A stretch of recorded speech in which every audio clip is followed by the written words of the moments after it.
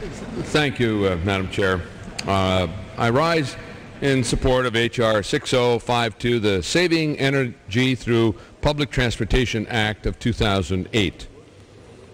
The purpose of this bill, very simply stated, is to promote energy savings for all Americans by increasing use of public transportation throughout this country. A fact that has been a need, let us say, that has been driven home dramatically by $4 a gallon oil and gasoline prices since Memorial Day.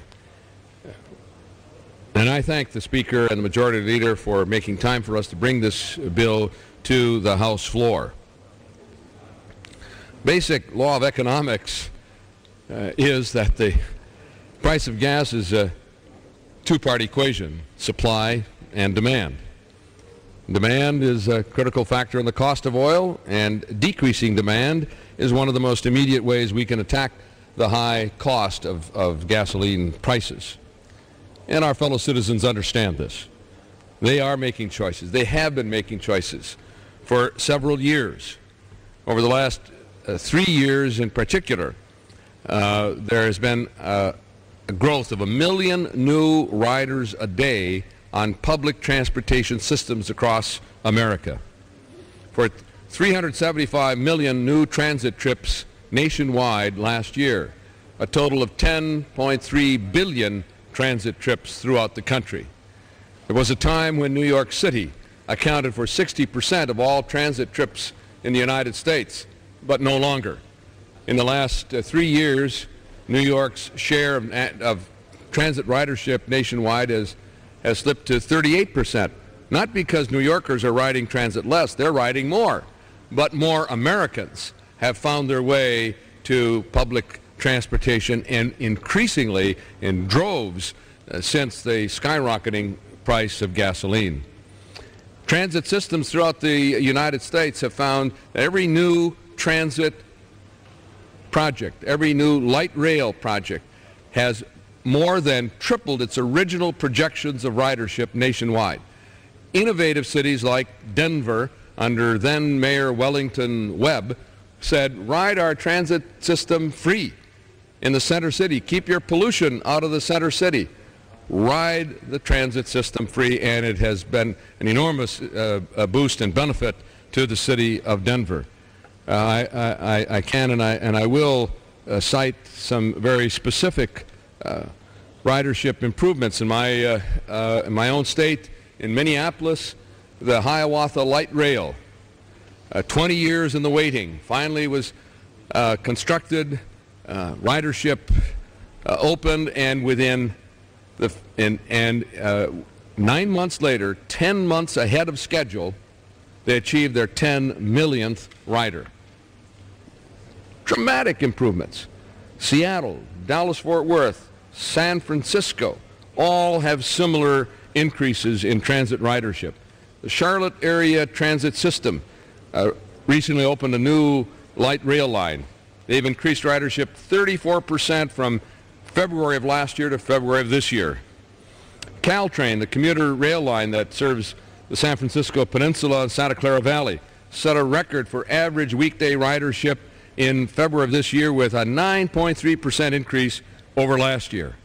The South Florida Regional Transportation Authority, my good friend, the ranking member, gentleman from Florida, Mr. Micah knows well, posted a rise of more than 20% ridership from Miami, Fort Lauderdale, West Palm Beach in March and April of this year as compared to last year. Americans are making the choice. They've decided. We need to help them with that choice. And the bill before us will make a huge step in that direction. This legislation provides substantial support for states and public transportation agencies, increasing incentives for commuters to make their choice to ride transit. $1.7 billion, 2 years for transit agencies that are reducing transit fares or expanding services to meet the needs of growing transit commuters. We increase the federal share for clean fuel and alternative fuel transit, bus, ferry, and locomotive-related equipment or facilities, helping transit agencies become more fuel efficient. In the 2 years of this legislation, the increased federal share will go from 90% to 100% of the net capital cost of the project. We also provide authority to extend the Federal Transit Pass Benefit Program that has operated over the last few years on a pilot basis in the National Capital area and in a few selected other areas throughout the country. After evaluating the Transit Pass program, the U.S. Department of Transportation recommended that it be expanded nationwide. We do that in this legislation. There was an executive order signed by President Clinton in 2000 that launched this initiative. It was supported in the Safety legislation. The 3-year pilot program would, under our legislation, be substantially expanded nationwide. Department of Transportation says that expanding this program will implement their own department recommendation by giving more federal employees incentives to choose transit options. We also create a pilot program to allow the funding expended by private providers of public transportation for van pools to acquire the vans to be used as their non-federal share for matching federal transit funds in a 5-community pilot project. Under current law, only public funds can be used as the local match. This pilot program will induce private funds to participate in the van pooling initiative. I just observed that we had a very successful van pooling program in the Minneapolis-St. Paul area in the mid-1980s when companies like 3M, Control Data, Minneapolis Honeywell bought the vans for their employees and provided a fuel subsidy and encouraged their employees to join together. The vans were full. The program was successful. They cut down on congestion in the greater metropolitan Twin City area and reduced costs for all of the riders. We should do that nationally, and we provide further authority to make that change and to take that initiative. There are other provisions in this bill that are important. I submit those for the record, but I want to close this part of my remarks with an observation from a very thoughtful publication by the Free Congress Foundation, Paul Weyrich. Does Transit Work? A Conservative Reappraisal.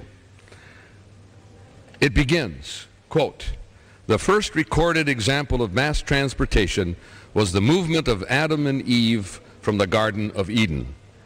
At that time, 100% of the human population was moved at once in a single trip, a record never equaled since."